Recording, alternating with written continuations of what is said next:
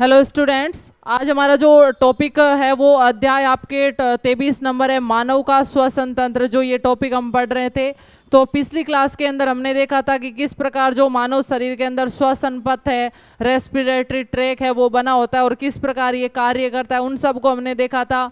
जो श्वसन मार्ग के हमारे भाग थे हमने पढ़े थे, नासा मार्ग, नासा छिद्र, श्वास नली, फेफड़ा, कुपिका के अंदर रक्तवाहिनी आ रही थी रक्त लेकर, और उसमें से कुपिका ने क्या कर दिया, रक्तवाहिनी में ऑक्सीजन गैस डाल दी, कार्बन डाइऑक्साइड को निकाल लिया था और इस आधार पर उसने रक्त को शुद्ध कर दिया था। अब हम देखेंगे कि हमारे अंदर जो अंतः श्वसन होता है, बाहरी श्वसन होता है, वो किस प्रोसेस के द्वारा क्या क्या उस टाइम शरीर के अंदर रिएक्शन होनी चाहिए, वो सब हम देखेंगे। तो देखिए,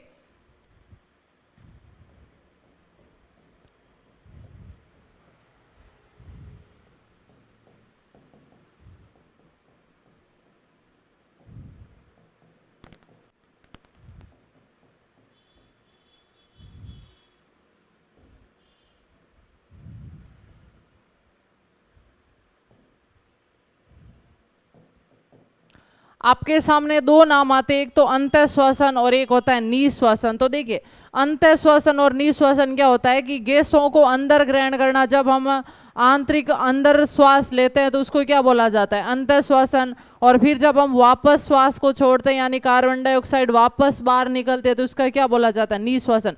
जैसे मैंने अंदर श्वास ली तो ये हो गया अंतः श्वसन, फिर मैंने इस प्रकार वापस गैस को छोड़ा तो ये क्या हो गया, निश्वसन। अब शरीर के अंदर जो गैस आई, तो शरीर में ऐसी क्या अनुकूल परिस्थिति बन गई जिससे गैस है वो अंदर प्रवेश कर गई, और क्या ऐसी सिचुएशन बन जाती है कि गैस वापस बाहर निकल जाती है, तो वो हम सब पढ़ेंगे। सबसे पहले मैं आपको अंतः श्वसन और निश्वसन की परिभाषा बताती हूँ।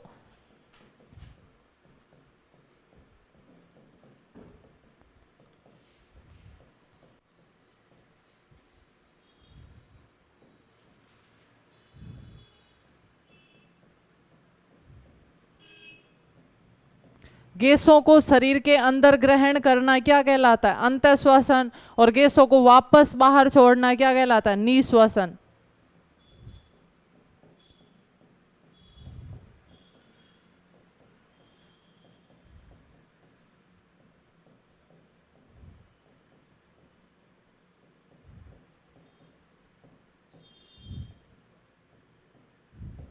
तो दोनों टर्म्स आप ध्यान रखना, अंतः श्वसन और निश्वसन। गैसों को जब हम अंदर लेंगे तो वो कहलाएगा अंतः श्वसन, और जब गैसों को हम वापस बाहर छोड़ेंगे तो क्या कहलाएगा, निश्वसन। तो नोट कीजिए इसको आप।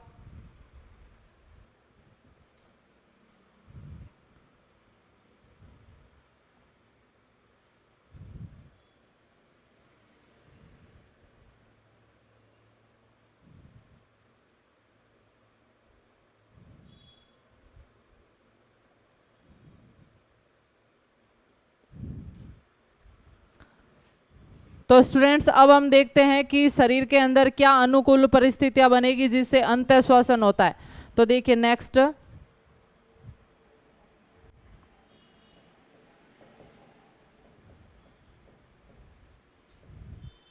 अंतः श्वसन का मतलब है कि गैसें बाहर से हमारे शरीर में प्रवेश करेगी, और आपको पता होता है कि जो गैसों का गुण होता है हमेशा उच्च दाब से निम्न दाब की ओर जाती है गैसें।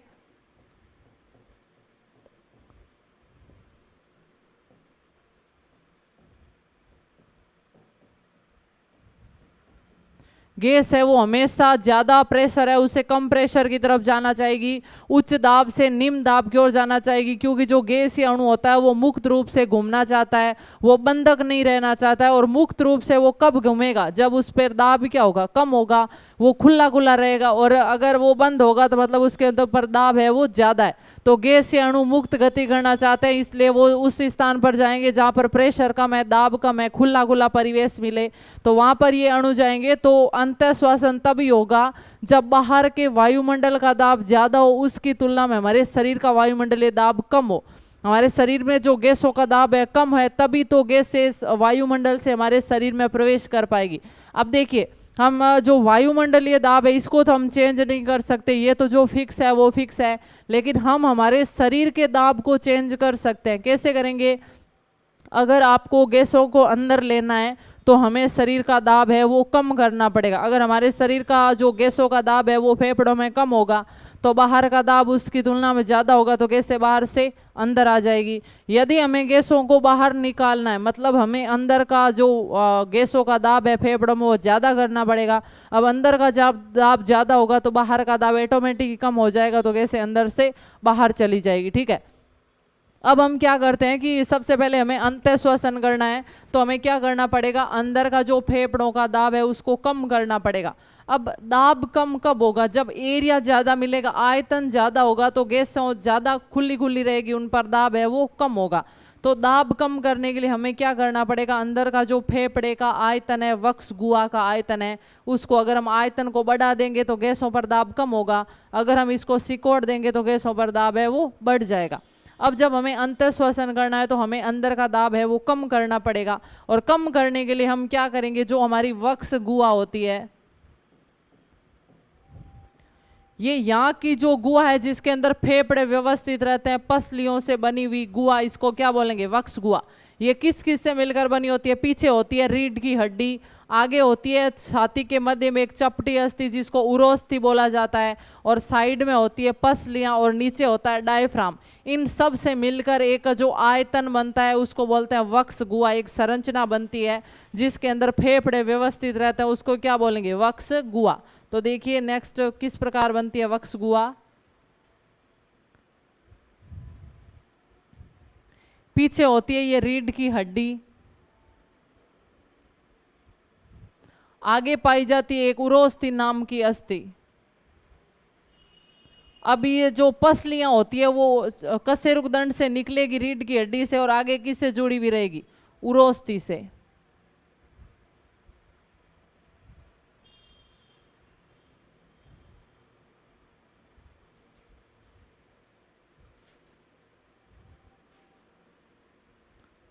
उसी प्रकार उधर से भी जुड़ी हुई रहेगी।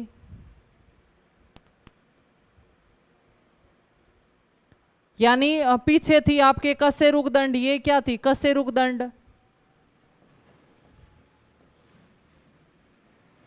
आगे थी आपके उरोस्थि,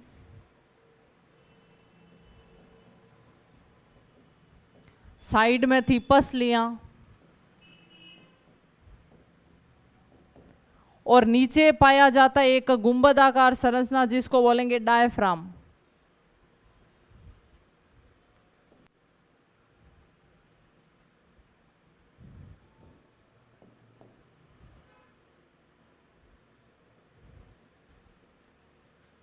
इधर नीचे पाए जाते एक चपटी, इनके बीच में क्या पाए जाते हैं, फेफड़े।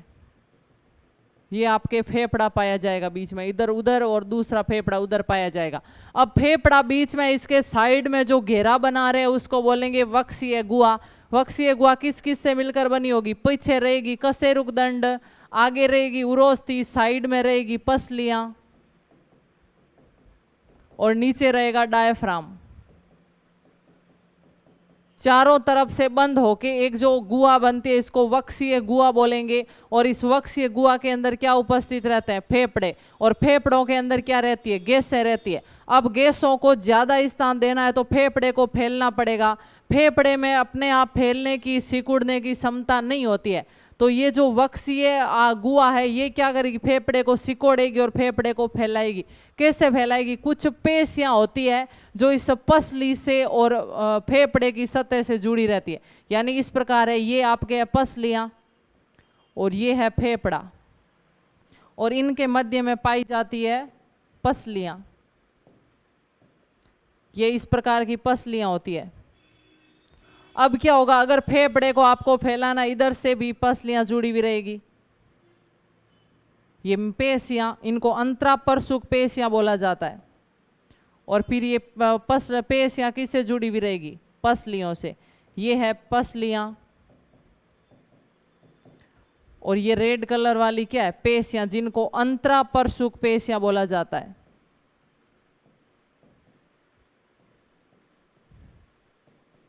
अंतरापरसुक पेशियां। अब क्या होगा, हमें गैसों को अंदर लाना है, मतलब अंदर का दाब है वो हमें कम करना है।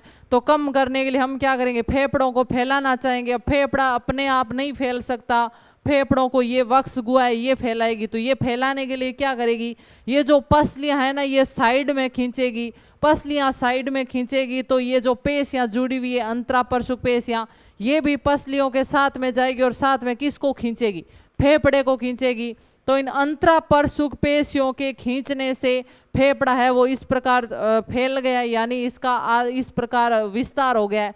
फिर ये जो नीचे डायफ्राम होता है ये नीचे की ओर संकुचित होगा, ये डायफ्राम है वो नीचे की ओर जाएगा, डायफ्राम नीचे की ओर जाएगा तो फेफड़ा भी इसके साथ नीचे जाएगा, यानी इस प्रकार भी फेफड़े का आयतन बढ़ गया और इस प्रकार भी बढ़ गया। तो अंदर का जो गैसों का दाब था वो कम हो गया। अब जैसे ही अंदर का दाब कम हुआ तो गैसों बाहर से क्या आ जाएगी, अंदर आ जाएगी, अंतः श्वसन की प्रक्रिया है वो कंप्लीट हो जाएगी। फिर हमें वापस निश्वसन करना है। निश्वसन तभी होगा जब अंदर का दाब ज्यादा होगा, बाहर का दाब कम होगा।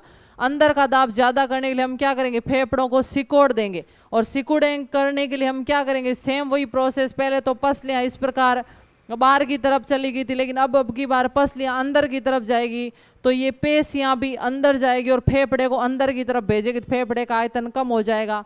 डायफ्राम जो नीचे गया था वो वापस ऊपर की ओर उठेगा तो फेफड़े का आयतन है वो कम हो जाएगा। ठीक है, तो इस प्रकार अंदर का जब आयतन कम हो गया तो दाब हो जाएगा ज्यादा, तो गैसें हैं वो अंदर से निकलकर बाहर चली जाएगी। तो ये आपके अंतः श्वसन और बाह्य श्वसन का प्रोसेस होता है, ये आपको समझ में आया होगा। अब हम पॉइंट्स के रूप में लिखते हैं कि अंतः श्वसन में क्या क्या घटना होती है और बाह्य श्वसन में क्या क्या घटना होती है। तो देखिए,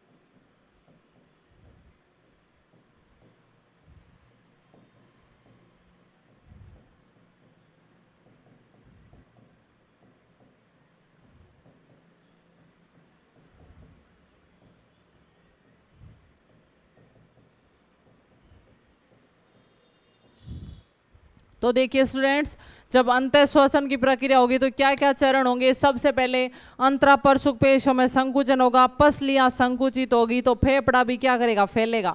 डायफ्राम संकुचित होगा तो फेफड़ा फैलेगा, यानी कुल मिलाकर वक्ष गुहा का आयतन बढ़ गया, फेफड़े का भी आयतन बढ़ गया। अंदर की गैसों का दाब है, फेफड़े का दाब है वो कम हो गया। तो अंदर का दाब कम तो गैसें हमेशा उच्च दाब से निम्न दाब की ओर आएगी, यानी गैसें बाहर से फेफड़ों में प्रवेश कर जाएगी और ये प्रक्रिया क्या कहलाएगी, अंतः श्वसन। तो ये क्रम आप ध्यान रखना, क्या क्या पॉइंट होता है। सभी में क्या होगा, संकुचन होगा, अंतः परशुक पेशियों में भी संकुचन होगा, पसलियों में भी संकुचन होगा, डायफ्राम भी संकुचित होगा और फेफड़ा फैलेगा। फेफड़ा संकुचित नहीं होगा, ध्यान रखना, फेफड़ा फैलेगा, वक्ष गुहा भी फैलेगी, बाकी सभी अंग होंगे वो क्या होंगे, संकुचित होंगे। तो इसको आप नोट कीजिए। फिर हम देखते हैं निश्वसन या बाह्य श्वसन।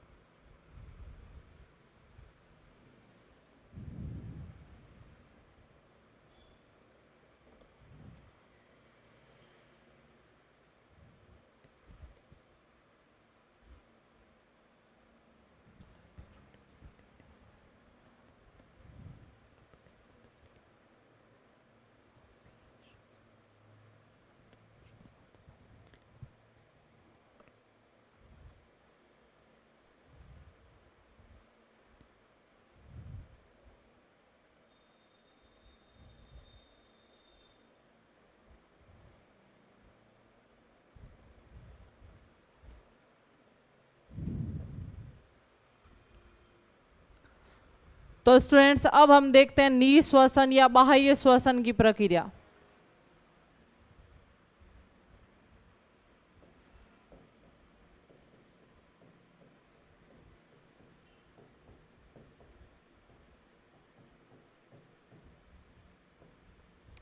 ये जो प्रोसेस है इसके अंदर बिल्कुल अंतः श्वसन की प्रक्रियाओं का उल्टा होगा।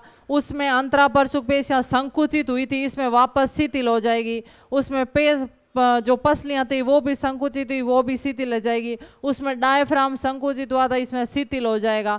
तो ये जब सब शिथिल हो जाएंगे, इधर से भी इधर आ गए, नीचे से भी ऊपर आ गए, तो फेफड़ जो वक्ष गुहा का आयतन है वो कम हो जाएगा, फेफड़े का आयतन भी कम हो जाएगा, अंदर का आयतन कम, दाब हो जाएगा ज्यादा। तो अंदर का दाब ज्यादा होने से गैसें अंदर से निकलकर बाहर चली जाएगी और निःश्वसन की प्रक्रिया पूर्ण होगी। तो देखिए चरणों को।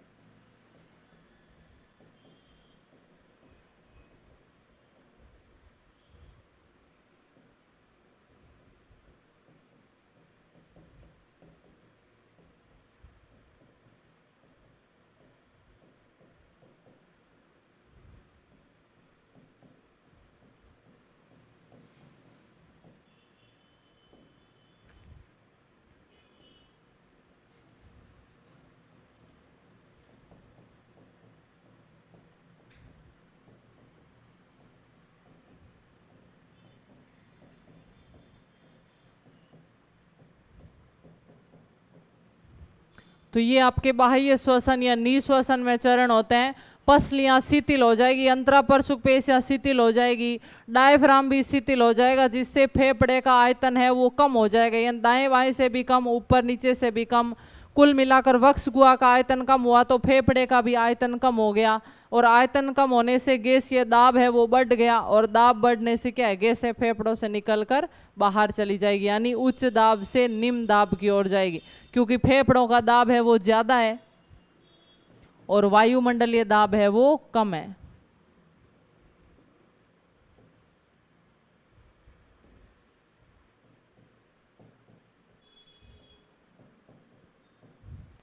तो नोट कीजिए आप इसको।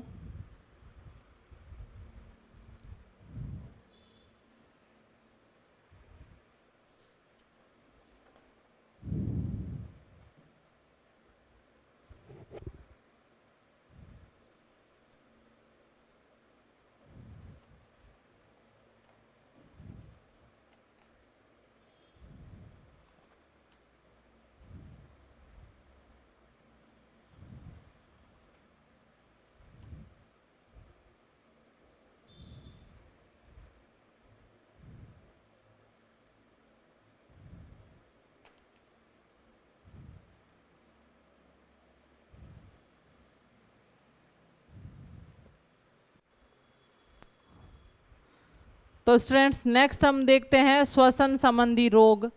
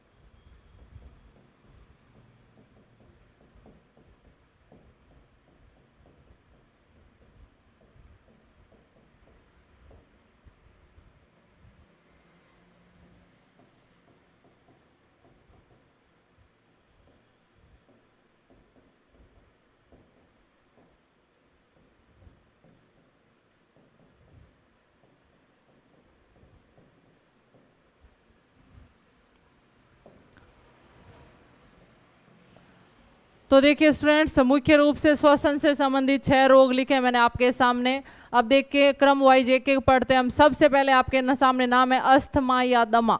अस्थमा या दमा क्या होता है? ये एक एलर्जी से होने वाला रोग है, एलर्जी से उत्पन्न रोग, एलर्जी जनित या एलर्जी से होने वाला रोग है। इस रोग के अंदर क्या होता है कि जब कोई व्यक्ति को किसी चीज से एलर्जी हो जाती है, धूल मिट्टी के कणों के द्वारा, पराग कणों के द्वारा, तो क्या होता है कि उसके श्वास लेने में दिक्कत आती रहती है, जो श्वसनिकाएं होती है उनमें संक्रमण हो जाता है, और जब व्यक्ति श्वास लेता है तो घरघराहट जैसी आवाज निकलती है। तो इस रोग को क्या बोला जाता है? अस्थमा रोग। तो सबसे इंपॉर्टेंट पॉइंट इसका यही है कि एलर्जी से होने वाला श्वास का रोग कौन सा है? अस्थमा या दमा। उसके बाद जो नेक्स्ट है वो है आपके श्वसनीशोथ। श्वसनीशोथ का मतलब हमने देखा था फेफड़ों के अंदर जब श्वास नली चली जाती है तो वो शाखाओं में बंट जाती है, उनको बोलेंगे श्वसनिकाएं। और इस रोग के अंदर क्या होता है कि उन श्वसनिकाओं के अंदर संक्रमण हो जाता है, और संक्रमण होने से क्या होता है? श्वास लेने में तकलीफ होती है। तो श्वसनिकाओं में संक्रमण होना क्या कहलाता है? श्वसनीशोथ।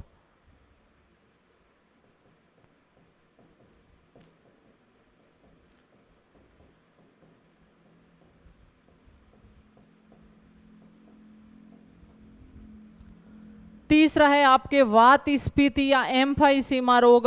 एम्फाइसीमा रोग क्या होता है कि इस रोग के अंदर जो ज्यादा सिगरेट पीने से होता है, धूम्रपान करने से होता है ये रोग।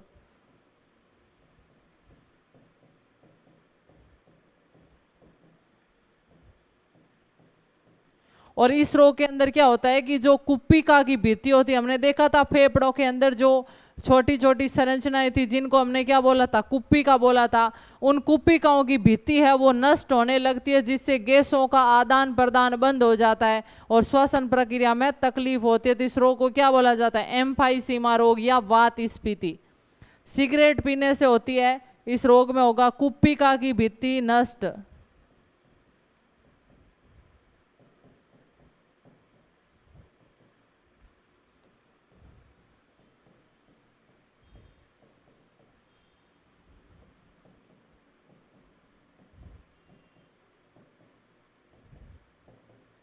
तो कुप्पिका की भित्ति नष्ट हो जाने से क्या होगा? गैस या आदान प्रदान है वो बंद हो जाएगा। अगला रोग है आपके सामने तपेदिक। देखिए तपेदिक को सामान्य भाषा में क्या बोला जाता है? टीबी बोला जाता है, या इसे क्षय रोग भी बोला जाता है। तो तपेदिक या टीबी।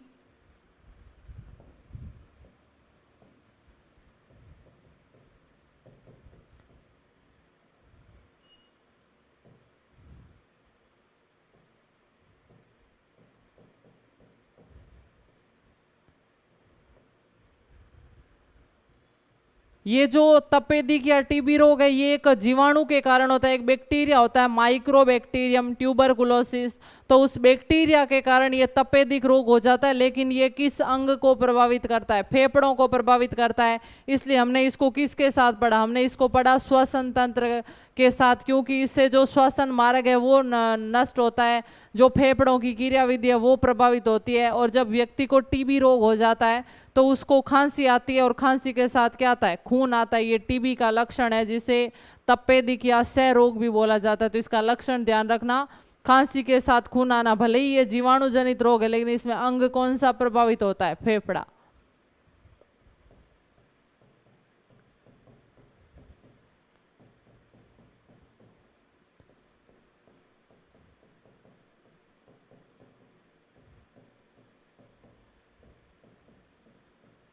तो टीबी रोग के अंदर कौन सा अंग प्रभावित होगा? फेफड़ा प्रभावित होगा, और इस रोग का लक्षण है खांसी के साथ खून आना।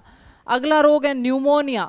जो न्यूमोनिया होता है ये भी जीवाणु के कारण होता है। एक बैक्टीरिया होता है डिप्लोकोकस न्यूमोनी, उसके कारण ये न्यूमोनिया रोग हो जाता है। और ये न्यूमोनिया रोग होता है ज़्यादातर 10 वर्ष तक के बच्चों में होता है।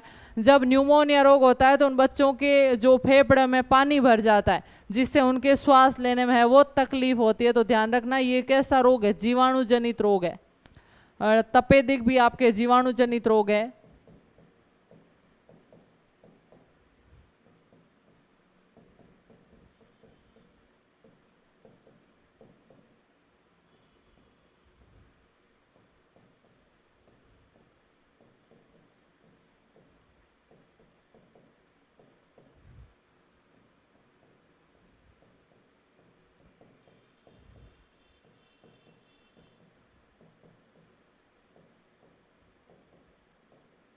तो न्यूमोनिया रोग में आपको क्या क्या पॉइंट ध्यान रखना है, ये एक जीवाणु जनित रोग है।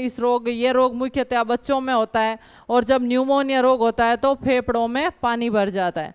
अगला रोग है आपके सिलिकोसिस। देखिए सिलिका किसको बोला जाता है, मिट्टी रेत को बोला जाता है। तो जो लोग कंटिन्यू डस्ट के संपर्क में काम करते हैं उनमें क्या होता है कि वो डस्ट पूरे दिन उनके श्वास के साथ शरीर में चली जाती है और फेफड़ों के अंदर एकत्रित हो जाती है, जिससे फेफड़े हैं वो नष्ट होने लगते हैं। इस रोग को क्या बोला जाता है, सिलिकोसिस।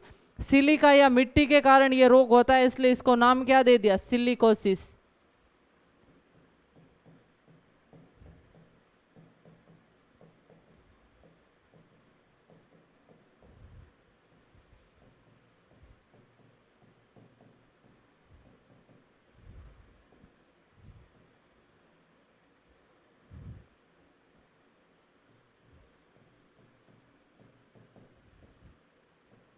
ठीक है, तो ध्यान रखना जो लोग कंटिन्यू डस्ट के संपर्क में काम करते हैं या सीमेंट की फैक्ट्री में काम करते हैं तो प्रतिदिन वो श्वास के साथ उनमें जो डस्ट होती है वो श्वसन मार्ग में चली जाती है और श्वसन मार्ग में जाकर फेफड़ों के अंदर है वो जमने लगती है। तो ये आपके श्वसन से संबंधित कुछ रोग थे, नोट कीजिए। फिर हम देखते हैं ऑक्सीजन और कार्बन डाइऑक्साइड गैसों का परिवहन है वो शरीर में किन किन माध्यमों के द्वारा होता है।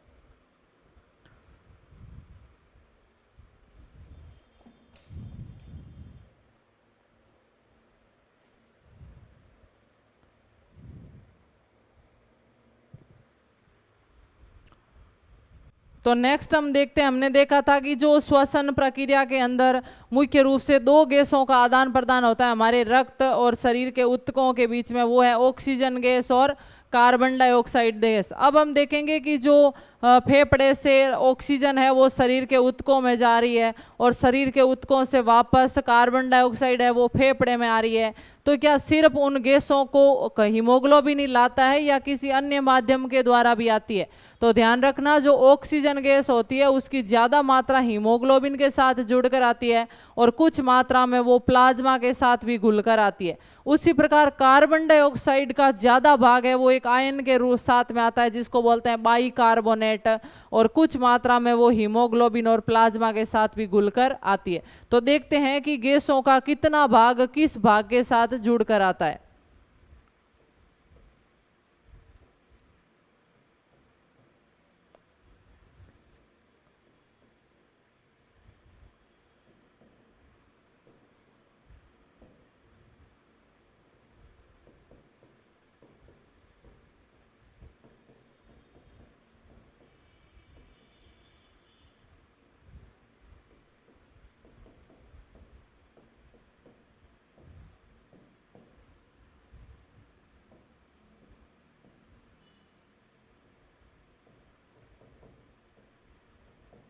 ऑक्सीजन का ज़्यादा भाग है वो हीमोग्लोबिन के द्वारा ले जाया जाता है।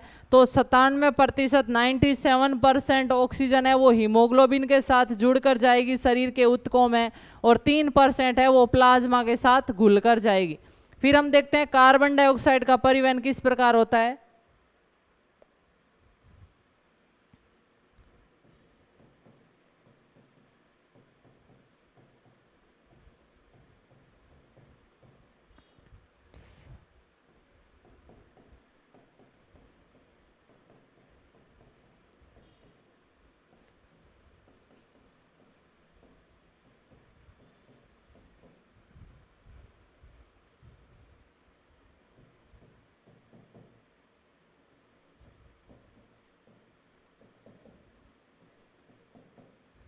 तो देखिए कार्बन डाइऑक्साइड है वो हीमोग्लोबिन के साथ कम जाएगी। उसके अलावा एक आयन होता है जिसको बाइकार्बोनेट्स आयन बोलते हैं, वो कार्बन डाइऑक्साइड की ज़्यादा मात्रा को अपने साथ में ले जाता है और हीमोग्लोबिन के द्वारा जो बाइकार्बोनेट्स के द्वारा 70% कार्बन डाइऑक्साइड जाती है शरीर के ऊतकों से फेफड़ों तक, हीमोग्लोबिन के साथ जाती है 20 से 25% और प्लाज्मा के साथ जाती है 7%। तो ये दोनों गैसों का आप अनुपात ध्यान रखना कि कौन सी गैस का कितने % परिवहन है वो रक्त के किस भाग के द्वारा होता है। तो हीमोग्लोबिन रक्त जो है वो हीमोग्लोबिन ऑक्सीजन को ज़्यादा ले जाएगा और कार्बन डाइऑक्साइड ज़्यादा किसके द्वारा जाती है, बाइकार्बोनेट्स आयन के द्वारा। तो इसको आप नोट कर लीजिए। इसके साथ स्टूडेंट्स आपके श्वसन तंत्र वाला टॉपिक है वो कंप्लीट होता है। मिलते हैं नेक्स्ट वीडियो में एक नए टॉपिक के साथ।